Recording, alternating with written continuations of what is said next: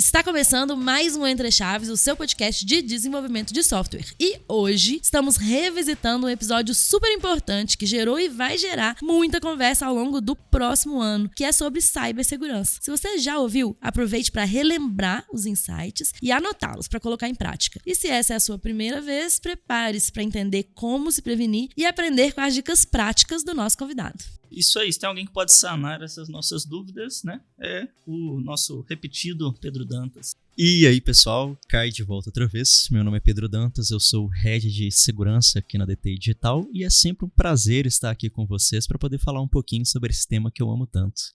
E de fato, Champa, o mundo está mudando e mudando rápido.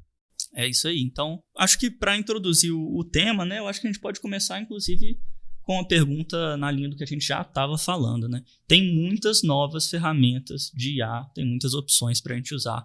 Tem ferramentas mais conhecidas, menos conhecidas, ferramentas da Microsoft, da Azure, do GitHub, e sempre existe a mesma preocupação. Eu posso usar essa ferramenta? Eu posso colocar meu código aqui? Qual é o risco que eu estou correndo, né? Isso eu acho que é o que preocupa a maioria das pessoas, é o que deixa muita gente com insegurança, com o pé atrás de adotar essas ferramentas. E eu acho que a pergunta que não quer calar aí nas empresas. E como é que você vê essa situação aí, Dantas? Excelente pergunta, Champa. Essas ferramentas generativas de IA, elas estão na moda, todo dia surge uma nova. E para a gente poder falar sobre a segurança da sua empresa, para utilizar ela, tem duas vertentes principais que eu gostaria de trazer. A primeira é a vertente técnica, saber se os dados que você coloca lá eles vão ser vazados, se a empresa tem bons padrões de segurança para poder defender o banco de dados dela e as conversas que elas estão armazenando ali. A segunda é uma vertente mais operacional, saber se os dados que você está colocando lá eles são realmente confidenciais, se eles não vão ser utilizados para treinar o algoritmo daquela empresa e, no pior dos casos, quem sabe até mesmo vazar para uma concorrente sua ou algo próximo disso. Então, vamos começar falando um pouquinho sobre a vertente técnica. Como eu costumo dizer, todo sistema é seguro até que se prove o contrário. Então, alguns vazamentos já aconteceram em empresas grandes, né? A gente sabe que existe muito interesse de várias pessoas e várias empresas, até mesmo governos, por detrás disso. Então, é muito comum a gente esperar que essas empresas grandes elas sejam atacadas por grandes grupos de cybercriminosos, né? A cyber warfare, né? Que está acontecendo em volta delas. Então, assim, são seguras? Sim, até que amanhã a gente leia uma notícia falando que a Azure, o GitHub ou a OpenAI ela foi invadida e teve um vazamento de milhares de dados. Mas até então, seguras. Por outro lado, a gente tem a vertente mais operacional. É seguro para minha empresa eu deixar os meus desenvolvedores aplicarem o nosso código ali dentro para otimizar, validar ou para complementar o que eles estão fazendo, acelerar o desenvolvimento deles? Isso vai depender muito, e é até delicado falar sobre esse assunto. Depende demais da ferramenta que você está utilizando e principalmente do plano e modelo, né, de assinatura que você comprou para poder utilizar. Então eu já vou adiantar uma coisa. De todas essas inteligências artificiais generativas que possuem uma vertente grátis, eu recomendo fortemente que não utilize. Por outro lado, as vertentes de algumas empresas mais confiáveis, como o Copilot, até mesmo a OpenAI, com o ChatGPT, as opções de assinaturas premium, né, ou as assinaturas enterprises, né, que elas costumam vender para as empresas, eu recomendo que, pela primeira vez na sua vida, você leia os termos de uso. Eu sei, eu escrevo e ninguém costuma ler, mas dessa vez, por favor, dá uma passada de olho lá. Você vai achar muita coisa interessante. Então vamos pegar esse primeiro ponto que você falou, né, trazendo para a prática, que é as interfaces gratuitas e tudo mais, né, as ferramentas gratuitas. O próprio ChatGPT, né, o modelo lá, o 3.5, que está liberado gratuitamente, parece que agora eles estão com o 4 liberando para algumas requisições e tal, na plataforma gratuita deles. Ali parece, né, muita loucura colocar dados sensíveis, né? Ali realmente os seus dados vão estar em risco, provavelmente eles vão estar utilizando aquele dado para treinar os modelos deles, né? Então ali não é um lugar para colocar dado sensível, né? Não só por utilizar para treinar os dados, os modelos deles, mas existe muito mais coisa por debaixo dos panos. Então vamos para um exemplo simples. Lá em 2021, abril de 2021, se não me falha a memória, quando esse boom de IAs generativas começou a surgir, todas as empresas de tecnologia do mundo começaram a correr atrás disso. Afinal, nós somos a primeira linha, né, a fronte da batalha nesse assunto. E uma das grandes empresas, talvez uma das maiores do mundo que não ficou por detrás disso, foi a Samsung. E alguns meses depois, a Samsung acabou pagando preço por isso, porque os funcionários dela deliberadamente começaram a usar o ChatGPT. Agora, não tenho certeza se foi o ChatGPT, mas acredito que sim. Começaram a utilizar o ChatGPT para poder otimizar o código. E no ChatGPT eles colocaram dados dos códigos, dados de segredos industriais da Samsung, então eram funcionários internos. E esses dados eles foram recuperados por outros usuários externos à empresa. Então, quando fazia-se perguntas específicas sobre a Samsung, alguns membros começaram a perceber que a IA ela entendia bem demais sobre o que eles estavam falando. E dessa forma eles conseguiram pegar segredos industriais, como chaves de acesso, né, credenciais, pedaços de código bem otimizados para features específicas difíceis de serem copiadas. E claro que isso começou a se espalhar como um vírus. Não foi só com a Samsung que isso aconteceu. Com diversas outras empresas que também tinham seus funcionários colocando dados lá dentro, esses segredos foram vazados. A Coca-Cola passou por um ataque gigantesco no mundo inteiro por causa disso, porque o seu modelo de rede, a topologia que eles utilizavam, ela foi completamente revelada por uma dessas inteligências artificiais. Então, o risco é muito maior do que a gente pensa. Não é simplesmente treinar a inteligência artificial, é expor diretamente para quem utiliza os dados que você colocou lá dentro. Legal. E aí é por isso também, né, que muitas empresas aí optam, né, estão optando por bloquear o acesso à plataforma do ChatGPT na sua rede, né, nos seus computadores, na sua rede. Isso. Justamente para evitar, né, porque assim, é muito difícil, né, a gente delegar para o usuário o bom senso do dado sensível, né? É muito difícil de falar assim, você pode usar, mas usa só para o seu dado lá pessoal, ou usa só para mandar aquele e-mail que você sabe que não tem nada, ou usa, sabe, só pra, assim, né? É muito difícil delegar para o usuário esse bom senso, né? Ah, quem me dera, viu, Fernandinha? Se tivesse como enviar bom senso por e-mail, a gente já tinha resolvido esse problema. Mas sim, é exatamente isso que você falou. Espalhar essa cultura de saber o que se pode e o que não se pode colocar lá no ChatGPT, por exemplo, é muito difícil. Mas também tem o outro lado, saber o que se pode e o que não se pode pegar do ChatGPT e colocar no seu código. Agora falando um pouquinho da parte mais técnica, existe sim como você hackear uma IA.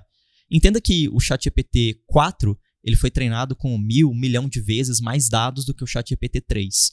Isso significa que existem milhares de informações completamente úteis, novas, recentes que estão lá dentro. Mas também existem informações perigosas que foram colocadas lá dentro.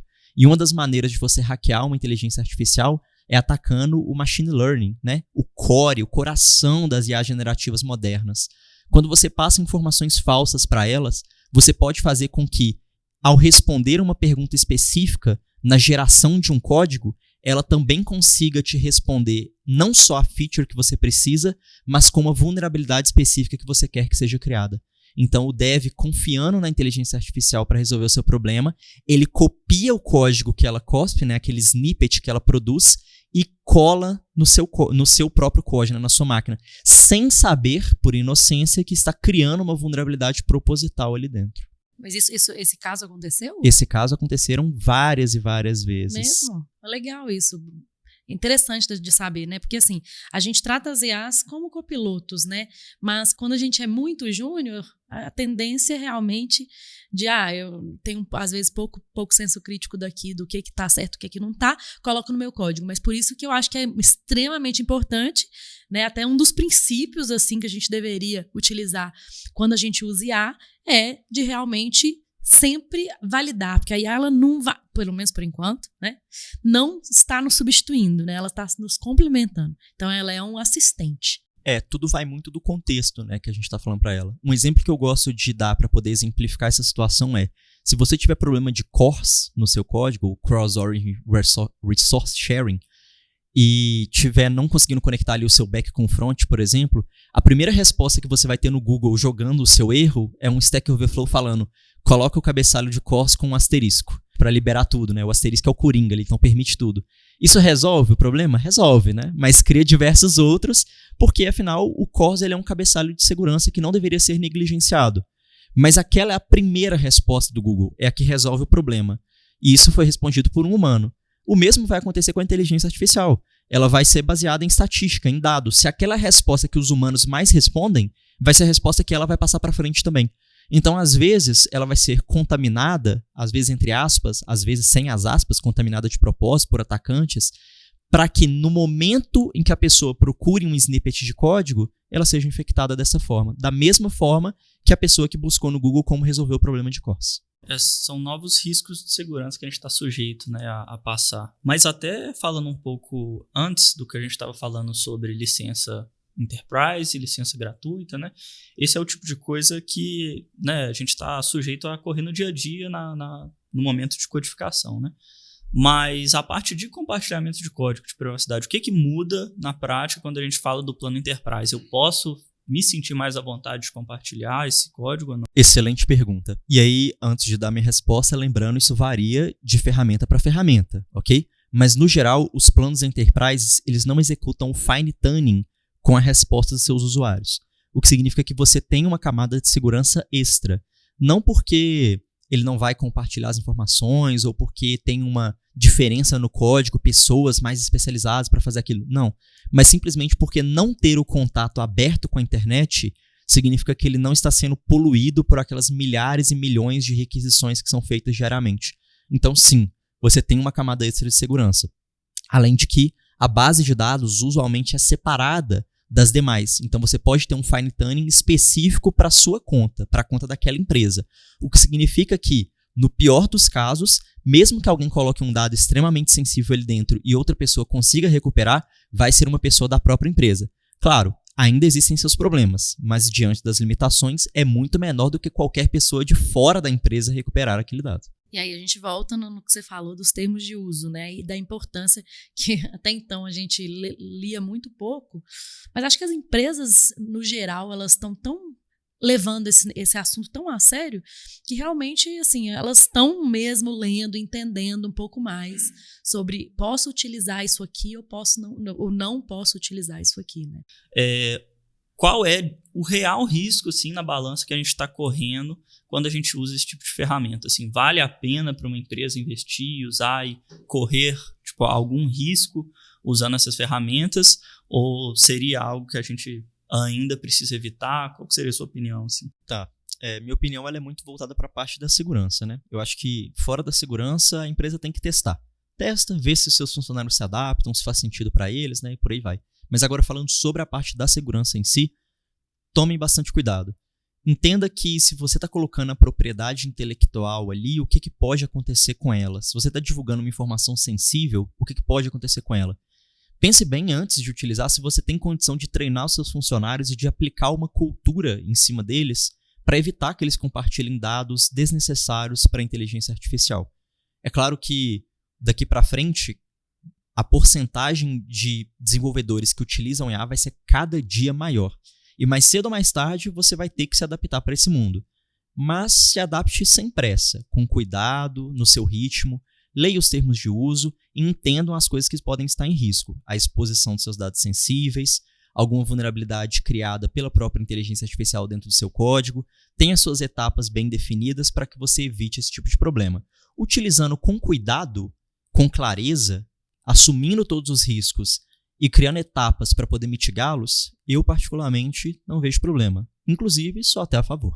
Eu acho que várias, como eu falei, né, existem ferramentas hoje que são mais consolidadas, né, por exemplo, o próprio GitHub Copilot, que eu acredito, né, que tenha, né, acho que é bastante importante que quando a gente usa, todo mundo que esteja envolvido saiba, né, que está sendo utilizado, justamente porque existem pequenos riscos aí, como você falou, né? Existem, né, alguns riscos tanto técnicos quanto operacionais. Então, acho que é importante a gente estar ciente, mas, ao mesmo tempo, é uma ferramenta bastante consolidada e que muitas empresas já utilizam. Então, também deixar de utilizar parece parece ficar um pouco para trás, né? Assim como, por exemplo, utilizar as APIs, por exemplo, da OpenAI, através da Azure, por exemplo, que já é uma camada extra de segurança, que você já coloca a Microsoft em jogo, né? E ela também está ali, né, no meio termo, né? Assim como utilizar APIs do Google utilizando a GCP. Então, assim, acho que a gente como, né, sociedade, vamos falar assim, a gente como tecnologia, estamos criando várias camadas, né, para que essas ferramentas se tornem cada vez mais seguras, justamente porque parece que não utilizar não é o caminho também. Sem chance. Fernandinha, tem gente que utiliza PHP até hoje. Você vai deixar de utilizar a ferramenta de IA? No panorama geral, esses riscos são muito menores do que riscos que sua empresa provavelmente já tem hoje. Sim. E que às vezes você nem sabe. Não, com certeza. Não é como se estivesse surgindo esses riscos hoje e hoje o nosso código está perfeito, completamente seguro, intacto. Muito pelo contrário, né? Isso aí. A IA pode vir, inclusive, para nos ajudar a solucionar falhas de segurança, identificar e muitas outras coisas. Esses riscos mais, né, de infraestrutura, de rede, e talvez ali da confiabilidade das empresas, é um risco realmente diferente e que, dadas as circunstâncias, vale a pena correr, né?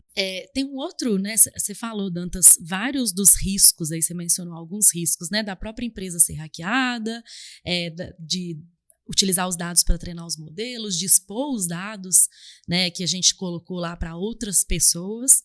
Mas existem alguns outros dois riscos que eu queria falar aqui, que eu acho que são importantes, que é o risco da propriedade intelectual e do copyright, né? Que eu acho que também são riscos que as empresas precisam ficar de olho quando elas estão colocando os dados dela numa inteligência artificial generativa, né? Então, o risco da propriedade intelectual, basicamente, se a aplicação, a ferramenta que eu estou usando, se aquilo que ela está produzindo para mim, eu tenho realmente direito sobre aquilo, né? Se aquela propriedade intelectual está transferida para mim, eu como usuário. E o risco de copyright é que muitos desses modelos foram treinados com dados que não são licenciados, não foram licenciados. Então, corre o risco, né, dessa IA ter sido treinada com um dado que não foi licenciado, eu utilizei aquele dado e, de repente, alguém vai entrar num processo contra mim falando assim, você copiou aí, né, o meu dado que eu tenho a licença dele. Então, são dois outros riscos que as empresas também têm que ficar atentas. O que você acha? Eu concordo. Isso aí ficou muito evidente na área de artes, né? Das EAs generativas de imagens, principalmente. Quando, notoriamente, o prompt delas, né, era uma cópia um pouco modificada de algumas imagens famosas, pinturas, ou artistas digitais que já eram bem renomados dentro da comunidade. E ficou muito claro que essas IAs tinham sido treinadas sem autorização daqueles artistas. E essa história ela começou a ficar mais cabeluda no meio desse assunto, né, das artes. É claro que para poder tomar um copyright no seu código, tem que ser uma função, né, uma feature tão específica para ser identificável, né, por outro projeto. É muito mais difícil do que uma arte, né, que é visual, assim, você consegue notar as semelhanças de cara. Mas isso não significa que o risco não existe, né? Dentro de uma investigação por um código aberto, caso você tenha que passar por uma auditoria ou alguma coisa desse sentido, esse risco pode ficar evidente. Eu não conheço nenhum caso que foi feito até hoje na legislação brasileira sobre copyright a respeito desses assuntos, né? Sobre a cópia de código por meio de IAs generativas. Mas eu também não duvido que vai demorar para acontecer. Então, assim, o que você falou é essencial, Fernandinha. Se você quiser estar bem protegido em relação à propriedade intelectual e ao copyright daquilo que você está fazendo, ter uma interface própria para sua empresa é o primeiro passo mínimo necessário para você evitar pegar o fine tuning gerado por outra empresa, né?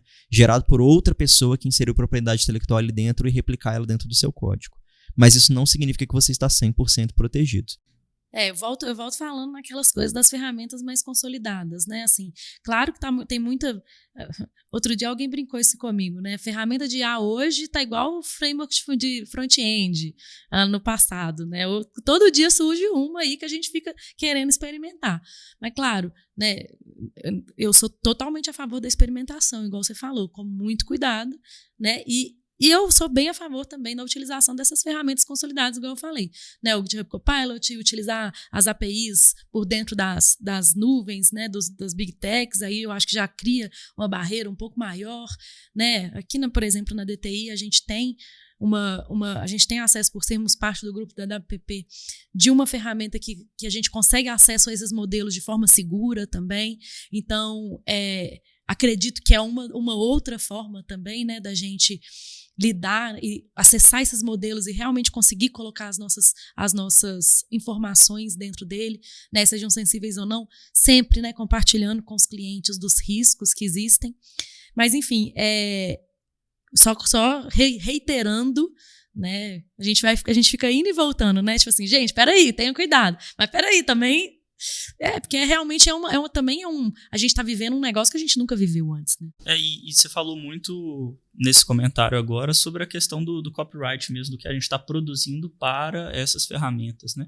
Mas no caminho contrário, que você comentou também, né, de qual é a propriedade intelectual dos dados que são usados para treinar essas ferramentas, né? Aí realmente tem, de novo, aquele problema que a gente falou da legislação ser mais lenta de acompanhar esse tipo de coisa. Então, realmente tem um problema ético aí, né, e talvez legislativo de entender e julgar, de fato, se eles poderiam ou não estar fazendo esse tipo de coisa, poderiam ou não usar desses dados que estão expostos na internet como, né, insumo ou não, né? Mas é algo que é muito mais lento, né, para acompanhar. Então, já aconteceu, já é quase que tarde demais, né? Exatamente. E aí eu acho que só para fechar esse tema das ferramentas, né, aqui na DTI a gente tem feito uma coisa dessas, assim, eu acho que é super útil para outras empresas também, que é fazer alguma análise dessas ferramentas como se fosse um radar mesmo, né? A gente conseguir, como se fosse um farol, né? A gente realmente avaliar e ter muita certeza e ter muita, assim, né, pelo menos ter uma convicção bem grande de que a gente está seguro utilizando certas ferramentas, né? Então, aqui na DTI a gente tem feito isso, a gente está criando essa cultura de avaliar essas ferramentas, criar radares, para que as pessoas também se sintam mais confiantes a utilizar certas ferramentas, né? Sempre, como eu falei, dando transparência para os clientes de que elas estão sendo utilizadas, né? Bom, a gente deu um overview bem legal aqui sobre o uso de ferramentas, né? Como a gente tomar mais cuidado em relação a isso. Mas o uso das IAs também traz um novo cenário no mundo de segurança em relação a potenciais riscos, potenciais ataques, né, que as empresas podem sofrer, né? E a capacidade até mesmo dos atacantes terem mais poder de fogo, digamos assim, para realizar ataques, esse tipo de coisa. Os defensores também, né? Mas sempre... talvez um passo atrás aí, né? Como que tem sido isso no mundo do desenvolvimento, Odantes? A gente deve ficar muito preocupado? Sim. A resposta curta é sim, né? Então, cara, no segundo semestre do ano passado, a CFO Magazine liberou uma pesquisa onde os líderes de segurança do mundo eles informaram que 85% dos ataques que eles sofreram foram potencializados por inteligências artificiais. Os líderes de segurança, no caso, são as pessoas que trabalham na Red Hat, Atlassian, Google, né, Apple e grandes empresas são referências de segurança mundo afora. Então, assim, 85% dos ataques no segundo semestre de 2023, a gente já deve estar próximo aí dos 95% agora, né, indo para o segundo semestre de 2024. E eu tenho uma forte sensação de que nós vamos começar a ver vulnerabilidades, espécies de vulnerabilidades que nós nunca vimos antes. As IAs possuem uma capacidade de aprender e adaptar a um sistema mecânico tão forte, né, tão mais rápido do que nós humanos, que eu acredito que a gente vai já começar a ver ataques que foram completamente desenvolvidos por ela. Então hoje é muito comum a gente pegar ataques que nós já conhecemos, né, como que eles funcionam, como como injections, né, no geral, broken authentications, alguns bypass de firewalls, WAFs, e a gente tentar otimizar eles para aplicar em um novo cenário. Então é o mesmo modelo de ataque, mas desenvolvido para um outro contexto. Eu acredito que com inteligências artificiais a gente vai começar a ver novos tipos de ataques para esses contextos. Ataques que a gente nunca viu antes. Porque afinal nós temos um novo modelo de pensamento, né, baseado nelas. Tem algum cenário que já aconteceu de algum tipo de ataque que surgiu justamente dessas novas possibilidades a IA trouxe. Nossa, eu não sei nem por onde começar a falar. Acho que eu vou perguntar pro ChatGPT aqui. Mas usa a versão corporativa. Pode deixar. Brincadeiras à parte, sim. Tiveram vários e vários ataques que foram bem sucedidos graças à utilização de inteligência artificial. E muitos deles, talvez a IA não tenha criado uma patente nova de ataque, né? Uma espécie nova de ataque, assim, que a gente teve que dar até um novo nome. Mas ela criou modelos para se atacar que foi uma forma muito diferente do que a gente estava acostumado. Então, a capacidade de persistir dentro do sistema sem ser detectado, ou o que mirar dentro daquele sistema, né? Então, assim, normalmente a gente tinha ataques que eram muito comuns, você entrava, pegava o máximo de informações e saía o mais rápido possível. E com as inteligências artificiais, a gente conseguiu criar ameaças persistentes, avançadas.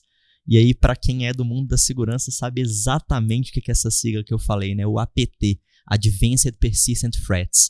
E essas inteligências artificiais são muito fortes no assunto. Elas conseguem não só se adentrar no sistema, mas se instalar lá dentro. Ficar sem ser notada, aos poucos angariar informação, conseguir se espalhar lateralmente nas escaladas laterais. Então ela vai horizontalmente se disseminando por outros sistemas, tudo aos poucos, devagar, se adaptando, aprendendo, e sem gerar alarde, de repente ela já tomou o sistema inteiro que você tem sem perceber. E eu fico pensando que tipo de estratégia diferente que poderia ser adotada para a gente evitar esse tipo de coisa, né? Porque se por um lado as ferramentas estão aí para ajudar os atacantes, elas estão aí para ajudar os defensores também. Mas sem a gente sofrer com isso primeiro, eu fico pensando o que a gente pode fazer para tentar prevenir esse tipo de coisa. Tem aquela questão de você tentar simular, né, ter um time para atacar o seu próprio sistema e tentar identificar esse tipo de coisa, né, se proteger. Você acha que a solução ou a prevenção estaria nesse sentido? Com certeza, cara. Eu vou citar aqui o professor Al-Hayani, e aí me perdoem se eu tiver pronunciado o nome errado. Ele é um professor de Israel que estuda sobre segurança da informação, e Israel é um dos grandes focos no mundo hoje no assunto, talvez o maior de todos.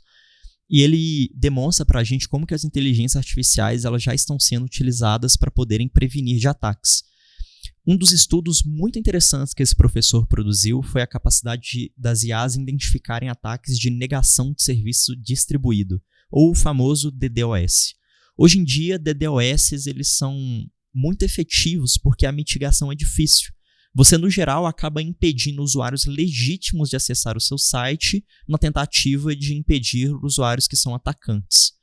E o professor ele demonstra que inteligências artificiais elas têm um acerto de 99% em determinar se um padrão de requisição ele é parte de um ataque ou ele é um usuário legítimo que está atacando. Então, nas minúcias, nos detalhes e numa composição estatística muito complexa, ela consegue ter um acerto colossal. Em redes mais complexas, em redes de computadores mais complexas e mais avançadas, a IA ainda teve um acerto próximo de 98,5%, o que é colossal. Significa que um ataque que antes a gente gastava muito recurso e muito esforço para mitigar ele razoavelmente, hoje a gente, com a implementação de uma IA específica para o assunto, consegue praticamente negá-lo por completo sem ter impacto dentro do nosso sistema. Então olha que bacana essa novidade que a inteligência artificial traz para o modo com que a gente opera as nossas defesas.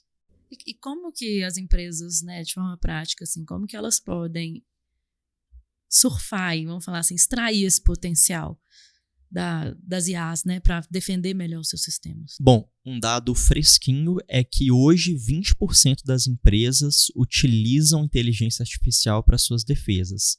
Essa pesquisa foi de abril desse ano. Então, algumas empresas já começaram a implementar esse tipo de serviço.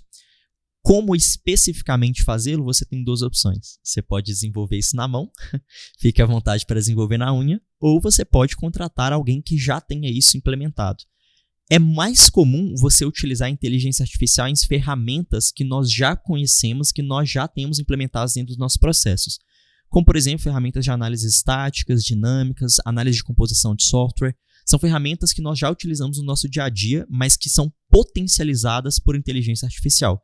Caso você queira inovar e colocar uma nova etapa de defesa, um novo mecanismo 100% baseado em IA, você provavelmente seria um dos pioneiros. E entrar em contato com a Universidade de Israel não é uma má ideia. Qual o exemplo assim, de ferramenta que você tem? Você pode, por exemplo, utilizar um gateway que a AWS disponibiliza baseado em inteligência artificial, que é muito mais caro do que os demais, mas que ela é ajustada baseado nos fatores que eles já treinaram os mecanismos deles. Então é como um firewall, um Web Application Firewall que você aplica. Ele funciona como um gateway antes da sua aplicação, as requisições todas passam por ele, mas ao invés de possuir os filtros do AWS Shield, que é o AF que eles normalmente disponibilizam, eles possuem um mecanismo próprio, definido pela inteligência artificial. E uma outra coisa também complementando algo que você falou antes é que essas ferramentas de análise estática de código ou essas ferramentas de análise de segurança mesmo, como o Veracode, o próprio Sonar, eles tenho visto eles adotado alguma postura de vamos começar a adotar IA também nas nossas medidas de segurança. Então é algo que eu acho que vai tender a ser cada vez mais comum da gente ter esse acesso mais fácil também, né? Veja que essas ferramentas elas funcionam buscando por padrões conhecidos de vulnerabilidade e reportando eles para os desenvolvedores. E uma coisa que a inteligência artificial é muito boa em fazer é em reconhecer padrões. Uhum.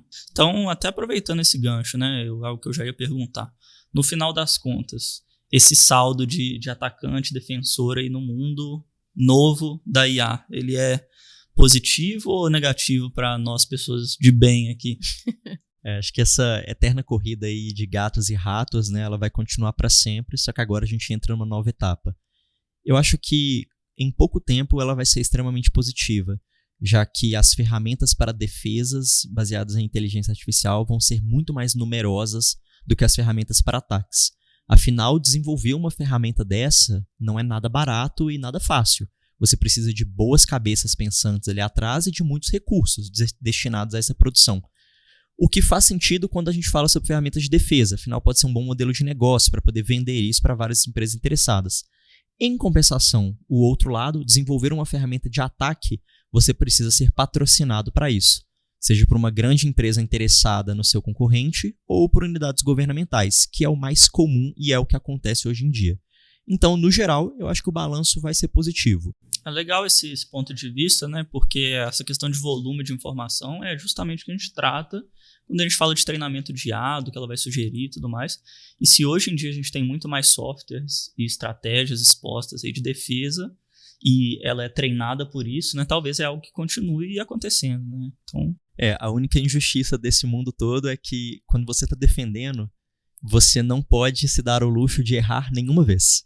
Uhum. E quando você está atacando, você só precisa acertar uma vez, né? É o suficiente. É uma vida injusta, tá? São ossos do ofício. 99-1 para defesa, vitória dos atacantes. Exatamente.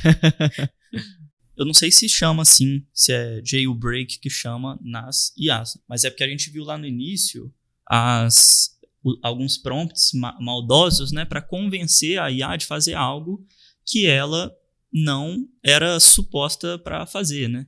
Então, teve muito trabalho de engenharia de prompt já, de hacking, prompt hacking, né, que o pessoal fez para tentar convencer essas IAs a fazer algo que, teoricamente, era seguro, né, que não aconteceria.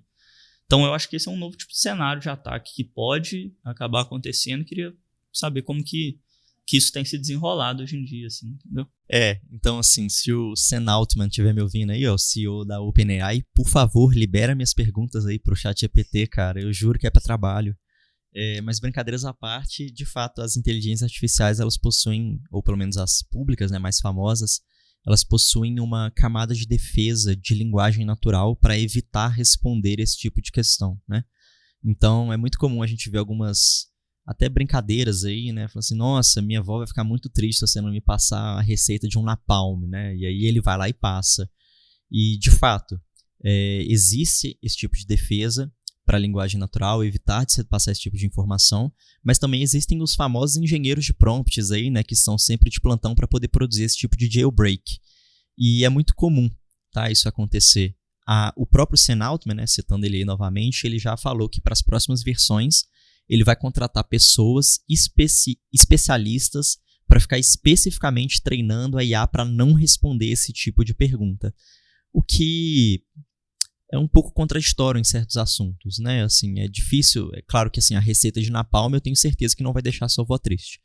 Mas para alguns assuntos é um pouco difícil lidar com a IA, né? Às vezes realmente é uma coisa legítima e honesta que você está perguntando e ela acaba bloqueando ali por um padrão de ética dela ou alguma coisa nesse sentido.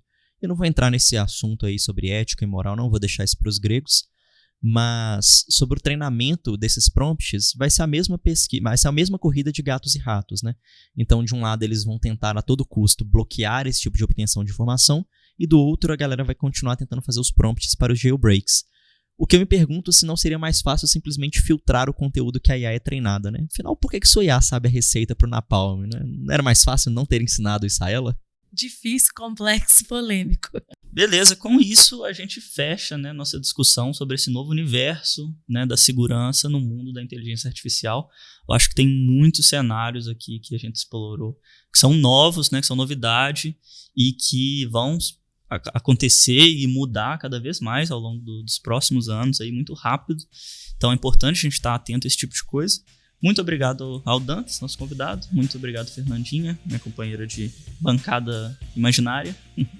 E até a próxima. Valeu, pessoal. Foi um prazer. Bebam água e naveguem seguro. Até mais. Tchau, tchau.